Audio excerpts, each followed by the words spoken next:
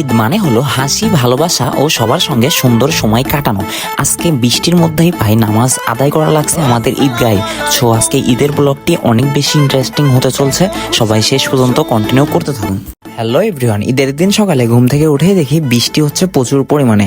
So বৃষ্টি হলেও কিছু করার নেই, ঈদের নামাজে তো যাওয়াই লাগবে, তাই ছটপট রেডি হয়ে চলে আসলাম দাদির বাসায়। বিকজ আমরা প্রতি বছর দাদির বাসার ঈদগাহে আমরা নামাজ আদায় করি। সো এখানে চলে আসলাম 8:30 সময়।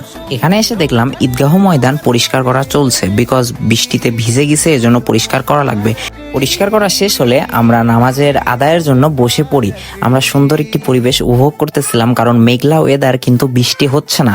সবাই ভাবতেছে কখন যে বৃষ্টি চলে আসে। তারপর হুজুর সবার উদ্দেশ্যে সুন্দর কিছু মূল্যবান কথা বলেন। ঈদের দিন উপলক্ষে অনেক সুন্দর বক্তব্য শোনার পরেই আমাদের নামাজ শুরু হয়। নামাজ শেষ হলে হুজুর সাহেব কোরআন থেকে তেলাওয়াত, খুতবা সবকিছু পাঠ করেন এবং এদিকে আমাদের ঈদগাহের উন্নতির উদ্দেশ্যে সবাই টাকা আদায় করা শুরু হয়। দেন আমিও কিছু টাকা দিলাম আমার তরফ থেকে। দেখতে দেখতে ঈদের নামাজ শেষের পথে। অ্যাট লাস্ট মোনাজাতের মাধ্যমে আমাদের ঈদের নামাজ সমাপ্তি হয়ে গেল। দীর্ঘ 1 বছর অপেক্ষা করার পর আমরা একটি ঈদ পাই। ঈদের নামাজ শেষ হওয়ার পর ভাই বাঁধার আঙ্কেল, চাচা সবাই মিলে ভালোবাসা আদান প্রদানের জন্য মুলাকাত করতেছিলাম।